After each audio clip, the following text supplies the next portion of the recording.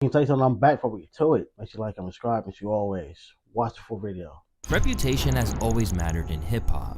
If you say something, there's a sense that you need to be able to say it verifiably, but it seems like this is only unique to rappers. After all, it's not like anyone asked Freddie Mercury of Queen, Tom Jones, or Johnny Cash if they really killed people when they claimed they caught bodies on songs. Yet, in the warped world of drill music, the more dirt you do, the more lucrative your rap career becomes. However, there's two sides to becoming infamous, because while it may bring you success in the short term, the notoriety of being a famous shooter makes you an even bigger target in the streets, and might mean that you aren't around to savor the work you put in to make your life better. And for this Chi-Town gangster, he was too far gone to ever be redeemed. It's your boy Luesta, and this is the horrifying story of Bloodhound Lil Jeff, the drill rapper who took out 11 people before. Whoa. Damn. I always like, when I be hearing about somebody like supposed high body count like that, how somebody is dropping the ball? Because how? Like, crazy scenario, they all in one place, okay, but this month after month after month, week, like how, bro? Like who? Like it's so many cameras everywhere. It's so many people everywhere. Somebody gotta be dropping the ball. Passing on in just as violent a fashion himself.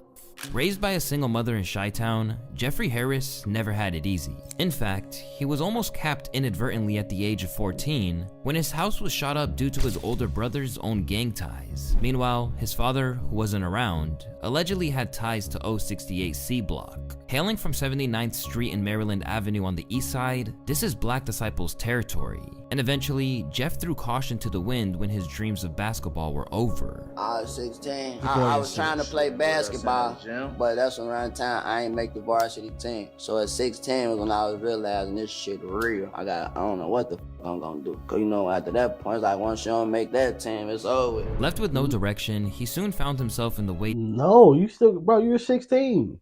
You still got other. You're not done yet. School ain't over with. You still got time after that, and then you still got college. What do you like? It's not over yet, bro. Arms of gang life. Founded in 2015 as an offshoot of gangs known as Braindead and Drill City 079, Lil Jeff swore allegiance to the Bloodhound crew when he hopped off the porch at the age of 18. Pitted against enemies like BKN, Trap City, 800, and the 8-Tray Mob among others, Jeff put the same level of dedication he once gave to his hoop dreams to terrorizing his ops. From his earliest days as an affiliate, he flagrantly waved guns, bragged about robberies, and insisted he wasn't scared of anyone. I'm gonna show y'all who just got his ass cooked. That nigga in the pound mad. Right there. It wasn't him, but it was another. I'm gonna show y'all, look. First he had on. It's him right here. Ooh, Now I see his head. He ain't had none of this shit. What a burst was that?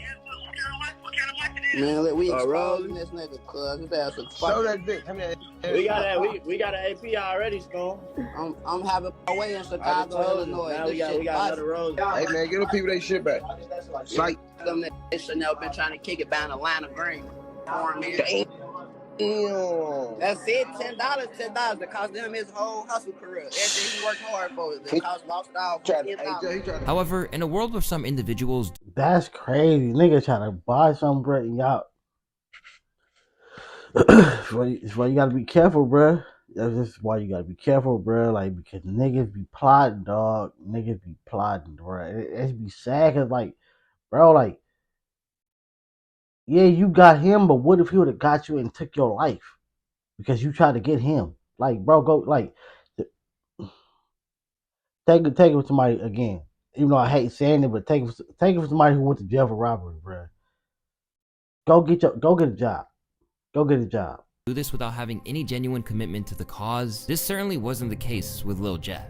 In fact, he didn't even seem to care if he got imprisoned, considering he literally attempted a drill on IG Live. Tell that bitch tweak.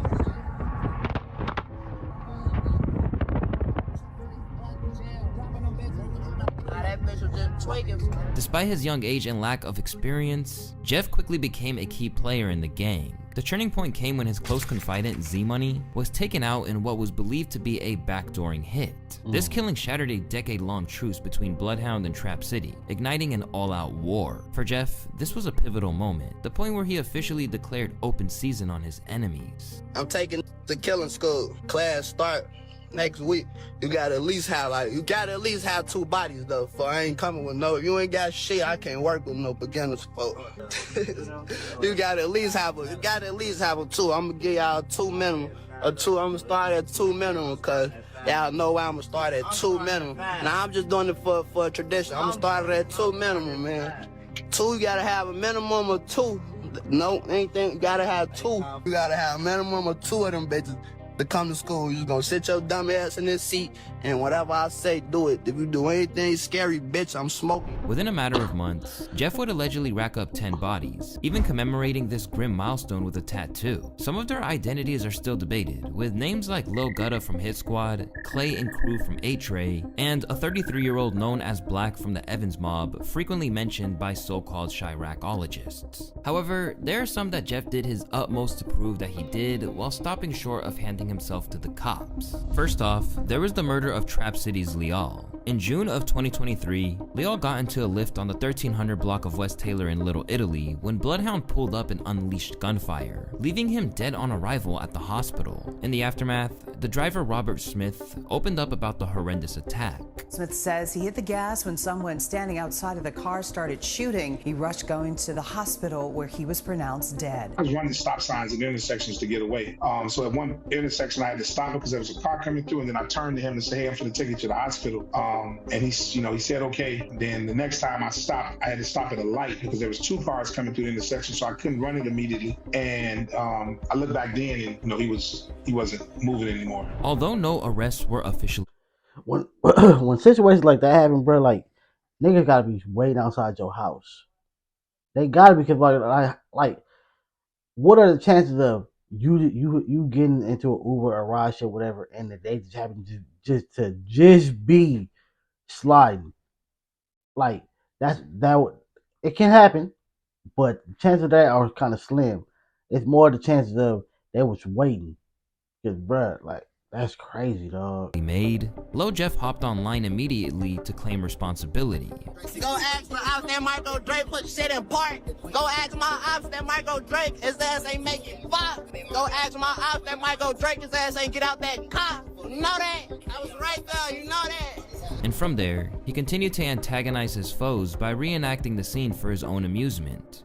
Go, bitch, we sent shit up. When I ran up on that car, his ass looked up and he was... While this brutal crime cemented his reputation, his most infamous act came on January 26, 2024, the double murder of 2 high school students, who go by the name of Montario Monty Williams and Robert Lil Rob Boston, which were both members of rival gang BKN. Reportedly, the tensions were prompted by an attempted robbery that he escaped. Have someone ever tried to take like some of your belongings from you?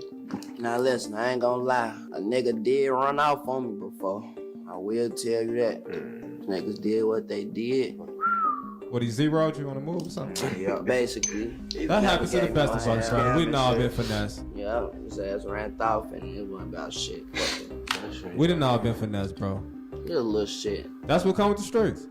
Shit wasn't about nothing at all. I'm talking about at all. Believing BKN to be responsible, Lil Jeff swore to get his revenge. On that fateful day in 2024, Monty and Lil Rob were outside Innovations High School when masked assailants hopped out and let off shots. After they were both hit multiple times in the chest, Monty and Lil Rob died at 17 and 16 respectively. These killings shocked Chicago in terms of both the scale of the broad daylight assault and the age of the victims. Under this CTA elevated platform near Wabash and Washington in the Loop, where police say 2 teen boys, a 16 and 17-year-old, both students at Innovations High School, were shot and killed, fear piercing through the busy midday. We was supposed to get out of that for 12:50, and then they started shooting. They was like, can't nobody go in, can't nobody come out. It happened shortly before 12:30 this afternoon. Police say 6 students were walking out of the school after classes were dismissed when a car and SUV, both dark in color, pulled up.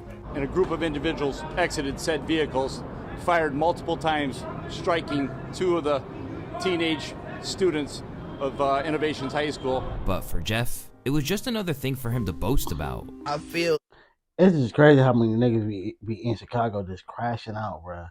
I'm not saying like niggas ain't crashing out in LA, but it's like y'all numbers are way higher.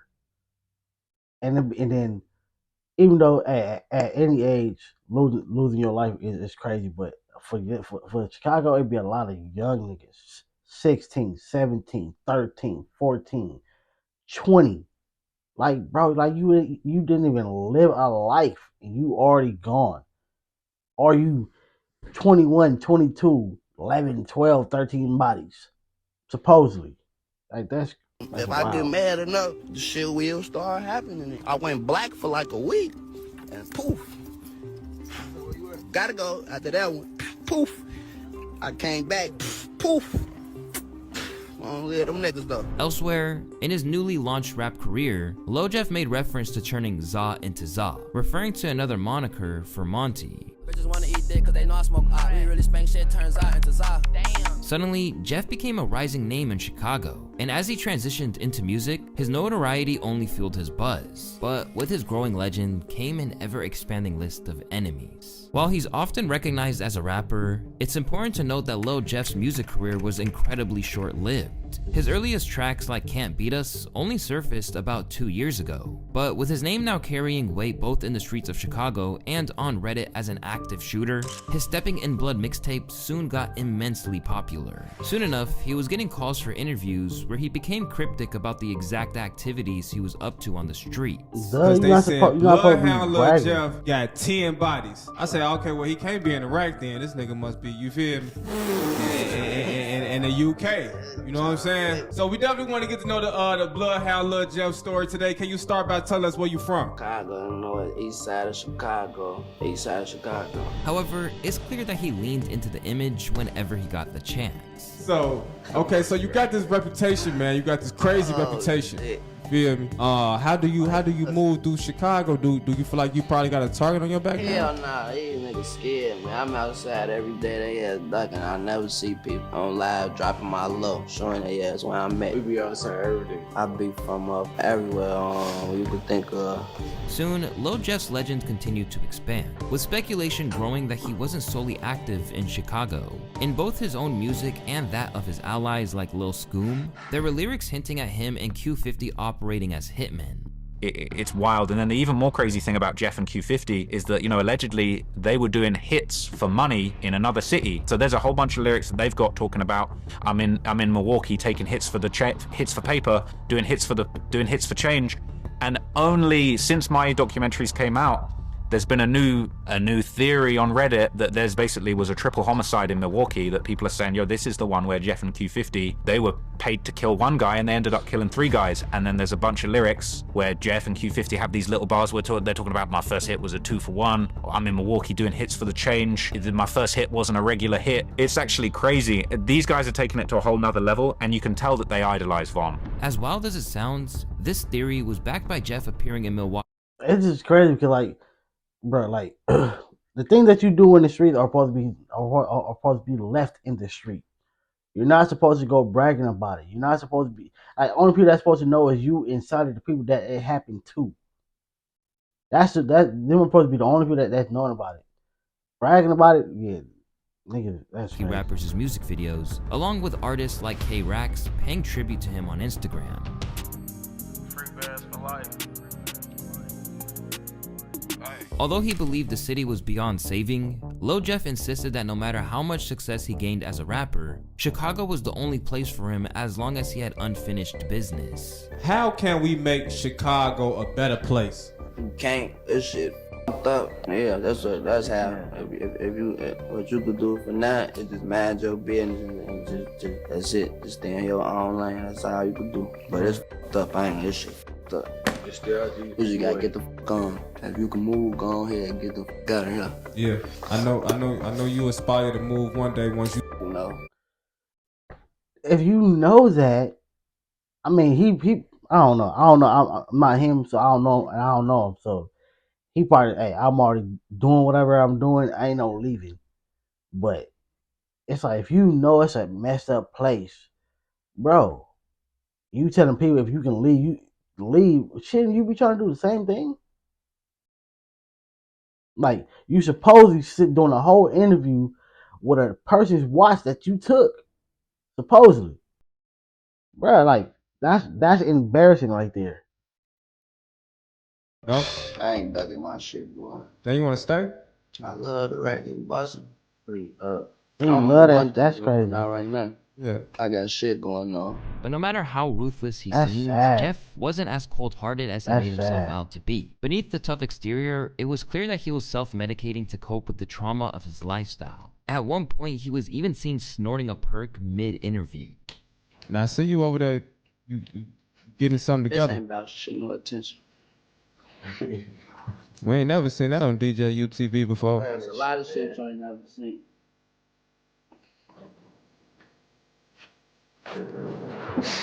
Seeing he was on the fast track to destruction, Fuck some no. interviewers, such as DJ U, attempted to advise him. But being young and reckless, he wasn't really trying to hear it. If a student graduates from this school, That's sad. their future is probably not looking too bright. What? What you trying to say? I'm saying there's only two places So they my can end up future being. not looking bright. I mean, No. I don't know if you graduate from the school or not. I don't know. It's like, man, just look, is my future looking bright or not? But I'm No. just saying, if you graduate from Oh a my killer God. school, He trying to say my shit ain't looking bright. no, you No, are so nigga. your future looks very bright. But No, that's what be wrong with niggas, bro. You gotta stop lying to these people, bro. You're lying to yourself.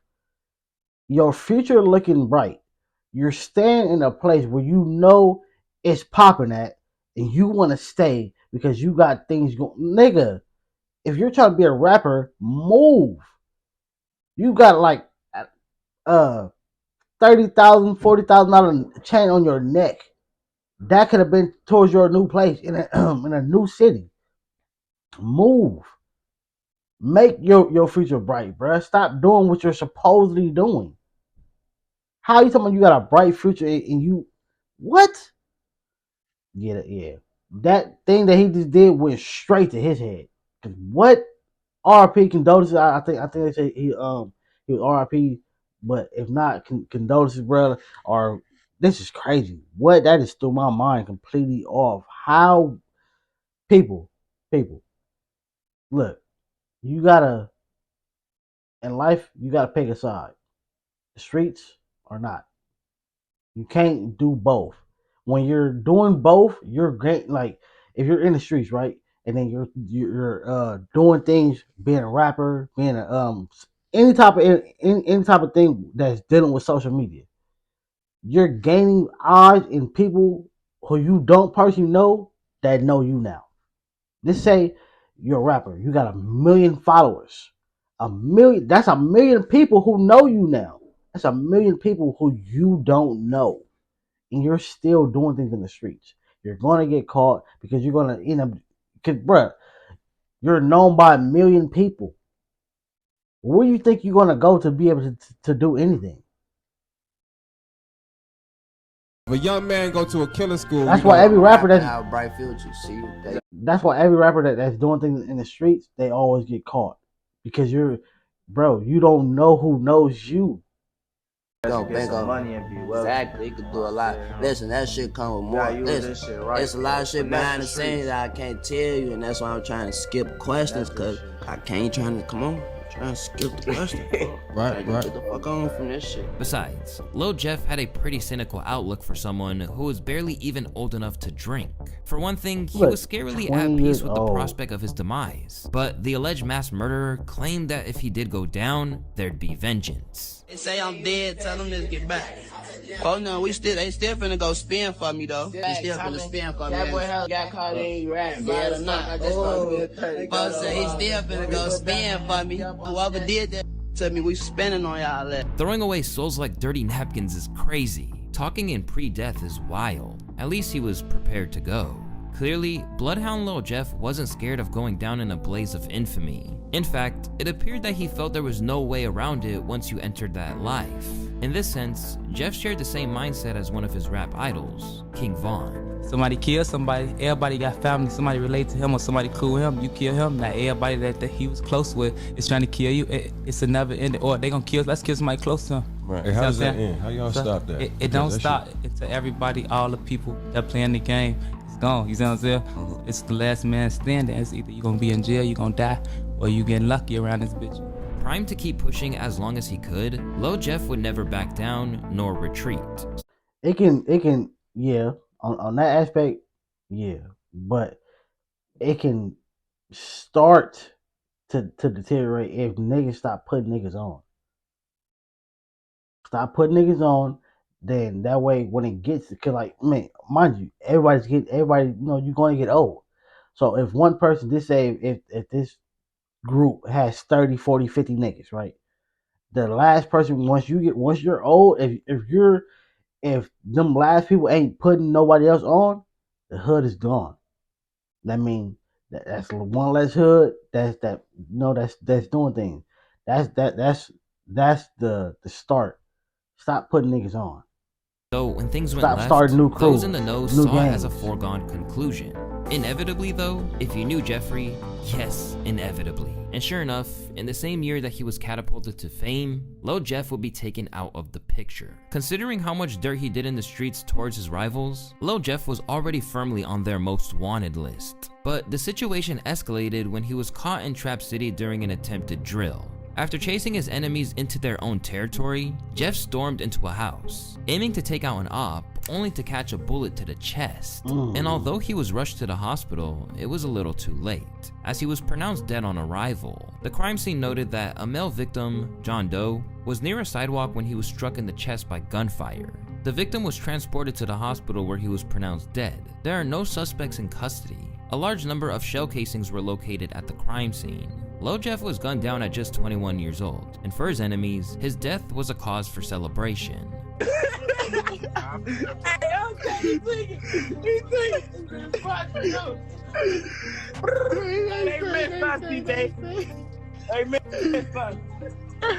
They say they chopped that brain.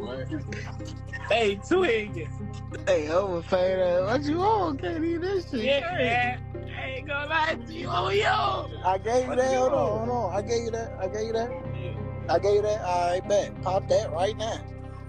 But to so many others like FBG Young, it was a case of a young man striving to be something to the extent that it killed him. I feel like they die out faster because they just jumping into something, they don't know the steps of it. They just like, okay, jumping in and go off to diss songs and still gotta catch the bus or still gotta ride and catch the Uber and Yeah. stuff like that. So they don't really know, like, a lot of things can affect you with going that route, especially when you ain't got everything taken care of already. You still a kid. When you first starting off anyway, you still living with your mama. You probably ain't got no money. Man, I just said it every time, bro. Like, it's been so many videos that I react to. It's like this person supposedly caught a body, and then the next week he got caught at a bus stop. Why are you at a bus stop if you're sliding? No, mind you, financial aid, everybody ain't got it. So therefore, that should be your focus. Focus on the money before you go try to get into a group and do things, bro. Mind you, group when it comes to that, that's war. A lot of niggas ain't got no money for war.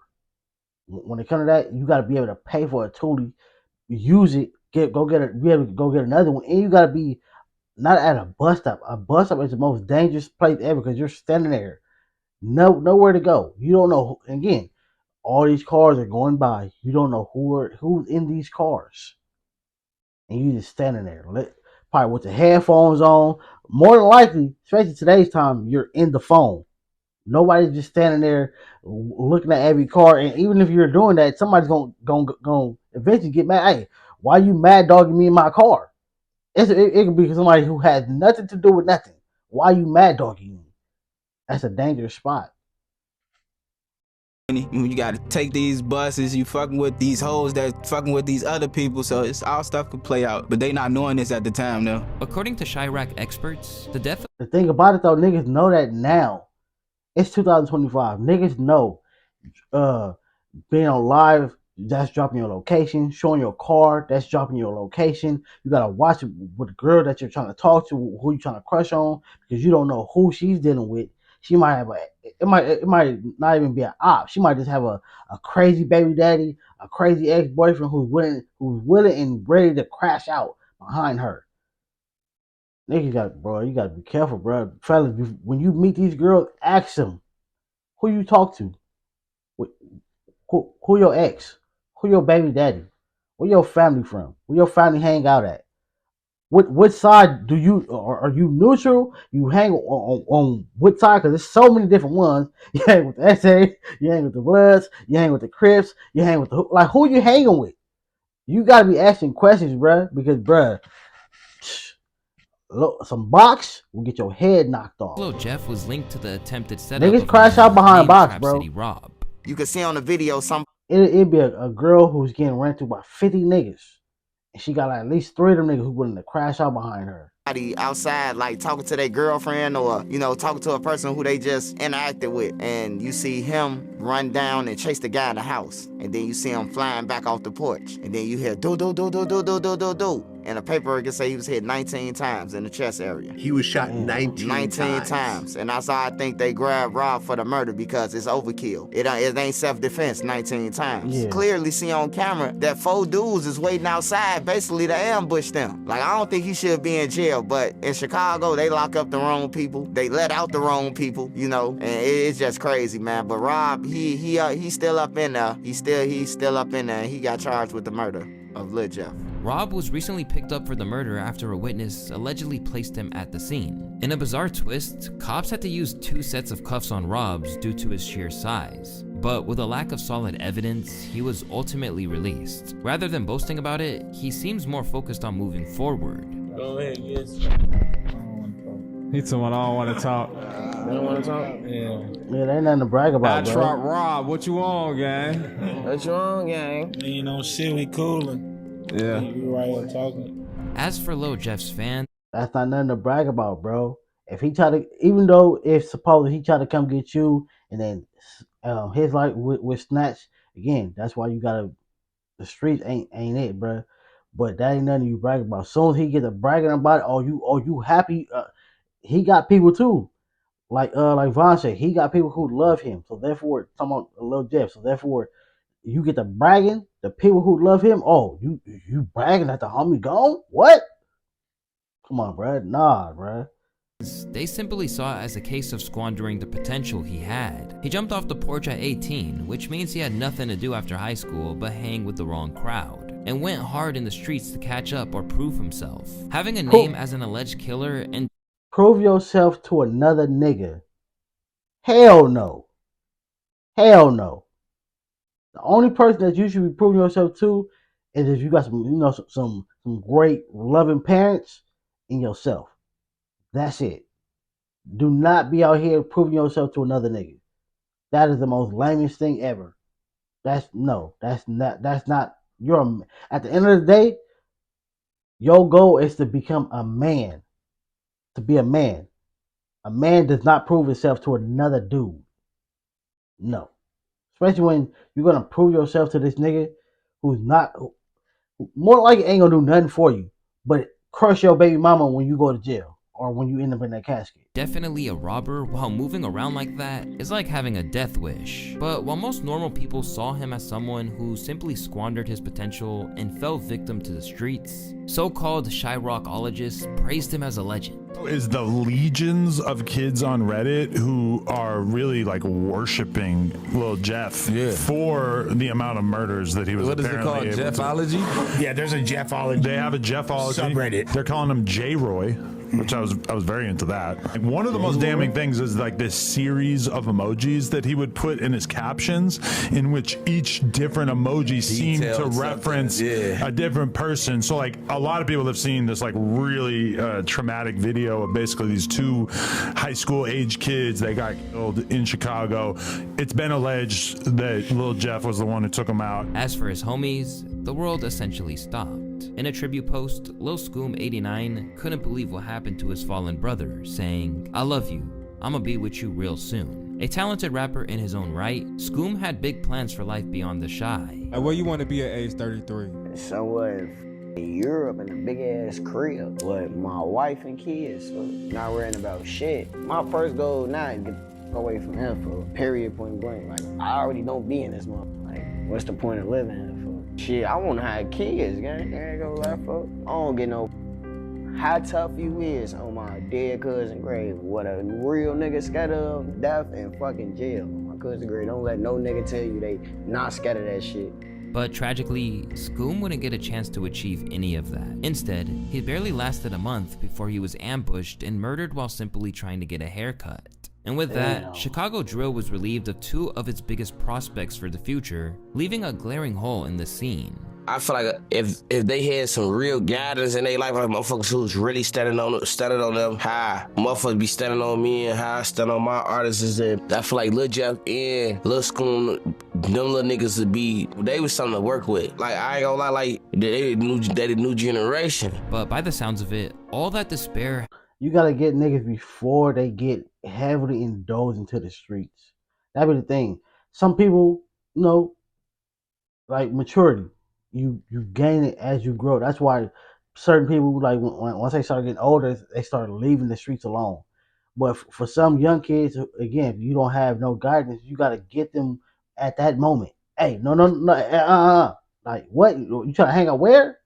Like the niggas who are heavily indulged into it already. As soon as the new nigga come, like go to school, bro. You're not hanging out with us. That's how you're supposed to be. That's this the first step of guidance. Once this nigga see, hey, I can't hang out on a block with the nigga I want to hang with.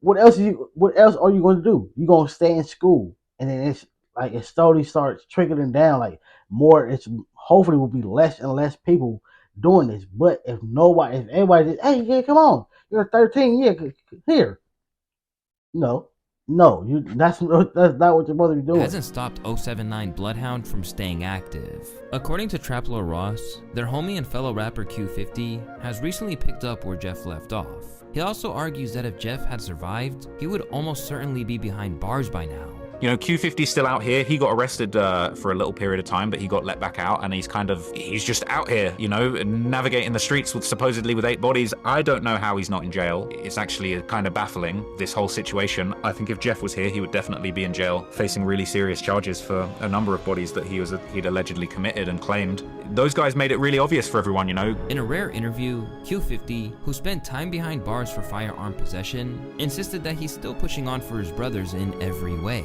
Okay, how did Lil Jeff and Scoom impact your life? Alright, so I ain't gonna lie. When I lost my big brother, I ain't gonna lie, that shit, I'm gonna keep this shit a buck. Cause I ain't no more, I ain't no lying ass nigga. That shit hurt me. That's my big brother, it's my everyday nigga. We the same nigga, we the same brain. We think like, you know what I'm saying? We do everything together. When I'm downstairs sleep, this who coming downstairs, he don't get no fuck if I got a hole in the bed. He gonna come downstairs and wake me up just cause that's my big brother. Can't no any nigga just do that. Already reeling from the passing of Jeff, he claimed in a moment of real vulnerability that the death of Scoom was the last straw where he was taken away. Lil Scoom, that was my heart. Cause Lil Bro, the thing y'all don't know about Lil Bro, he had a sweet soul. Lil Bro always smiling. He bring a smile out of me, Yeah. So it's like when my little brother died, and it was a month after, I took that shit. I ain't gonna lie, I had to take a minute, like, you know what I'm saying? My big brothers, they had ended up just putting me where, like, not no hospital, nothing. They just put me in a different spot so I could get my mind straight and don't move off promotion. Later, he revealed that the loss of Philly's YBC duel affected him as well. He doing this shit genuinely. He didn't want to fade out of nothing. Folks, I ain't like, when me and Duel get on the phone, we barely even talk about music. It's about how I'm doing right now. That's fire. How I'm holding up. If I need anything, don't let my nigga. In a surreal moment which depicts where we're at with drill, YBC Duel was also a collaborator of Lil Jeff and Scooms on the track Long Live Jeffrey Dahmer. Now 7 months on from those visuals going live on YouTube, every single one of these artists has passed on. With the story of Lil Jeff, you see where the worlds of rap and the streets get far too entangled. These days, the more real-life dirt you've done, the more it boosts your career. And for Chicago OGs like Tay Savage, who can see how much havoc... They don't really be boosting their career. They just have a gang of views, but they don't do nothing for them. Like, boost your career mean you can leave where you're at. And a lot of them don't. They get a gang of views, few subs, but it don't really financially do nothing for them. Again, you just more fame and more clout and more target on your back. Like, again, you gotta pick a side. You can't straddle the fence. It's reeking. Hip-hop needs to move on from that era of IG live taunting and dead op dissing. That's telling. That's motherfucker always talking about telling. That's telling. Try snitching. You telling on yourself. But it's not really okay. You selling your soul, trying to hope a label gonna catch you or something. Like, alright, now it's cool. Like, okay, I can get you. You probably, like you say, it's art. So I can get you maybe. Alright, it's this little stigma right here. Let me play on that. But when you talking about real work and you saying like shit that's open, I'm talking about like shit that. Come on, bro. I get you need some type, like a certain type of image to be the type of rapper that trying to be or whatever, but that's telling. You doing all that police shit, all that's telling. But when you just on that motherfucker just straight out. I said that, bro. What's done in the street is supposed to stay in the street. Nobody is supposed to know. You're not supposed to go bragging go pick up your homie. Go pick. You're not supposed to do that. You're bragging on the internet. You're telling on yourself. And snitching is frowned upon, right? But it's okay for niggas to go snitch on themselves in songs and on IG Live. Oh yeah, we did that. We smokers, yeah, nah, that shit goofy. I ain't gonna lie. Because when that becomes commonplace, it'll no longer yield the same kind of star-making quality. And so, they'll always have to up the ante, and that is a terrifying thought. And there's gonna be another motherfucker that's gonna wanna beat Lil Jeff. Yeah. So he gonna be like, okay. The facts. And like, you know how people say don't go around act like you're tough because somebody is gonna, they're gonna want to test to see how tough you are. You're bragging about how many bodies you got. Somebody gonna, you're bragging about, pistol work. Let's see if you really about that action. And they gonna come see you. Then especially if they say you're bragging about pistols, and then when they come see you, you don't even have a pistol on you. You don't even have one all the time. You're borrowing somebody else's pistol. Come on, bro. Damn, Lil Jeff snorted that on there. What can I do? Shit, I'm gonna throw somebody off a bridge on live. Despite how Reddit portrays him, he wasn't just some video game character. He was a real, albeit dangerous person, and to friends like JB Bin Laden, his loss was deeply felt. When did you meet Lil Jeff? I really like his big brother. That's one of my best friends for real. I know him since he was really 6, 7. What's he like growing up as a kid? I was a badass little kid for real. He was a sneaky badass little kid, bro. He'd be like sneaky bad. Everything he did for real, he excelled in that shit. You got funny Lil Jeff stories? This one when he was a little kid. Back then we used to have little socks shit, bro was a hooper too. I put his socks on, the little hooper, elite little Nike socks. Them bitches was there. He be mad as hell, face red as hell. Yeah, that's some real little brother shit. Long live Lil Jeff, man. Long live Scoon, man. Long live LA, man. Free for now, man. Fuck the ops. And unfortunately, the war that took his life and countless others shows no signs of slowing down. Recently, JB Bin Laden and his crew barely survived an ambush at a recording studio, an attack that happened while they were being filmed for a documentary by Brandon Buckingham. These are the final moments I filmed before we exited the recording studio, and were met by 6 masked gunmen who emptied over 60 rounds at us at close range, injuring 4 people. The shooting happened right outside of Studios. As a matter of fact, I want you to come take a look at this. One of the bullets pierced this door, and that's not the only one. We found a shell casing on the sidewalk, the same sidewalk where 4 men were shot. And in the process, a cameraman was struck in the jugular with a bullet, narrowly escaping. Well, there's blood all over me. Did I get hit? Or is that my hand? Did I get hit? That's crazy. I seen DJ Ghost react to that video, bro. That's crazy. Oh fuck, did I get hit? Did I get hit? Oh, I got hit. With promises of new posthumous music from Bloodhound Lil Jeff in the works, it's clear that his legacy will live on. But he could have been so much more. Not to mention that if he never got caught up in this life, as many as 11 others might still be alive too. Stop the violence. It's your boy Luesta, and if you guys want to see more videos, shout out Luesta W video.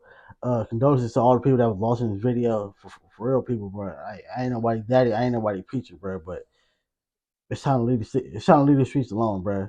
We already see it's taking everybody that we know, bro. That's why life gets boring, because you have nobody to hang out with because they're all gone. They're either dead or in jail.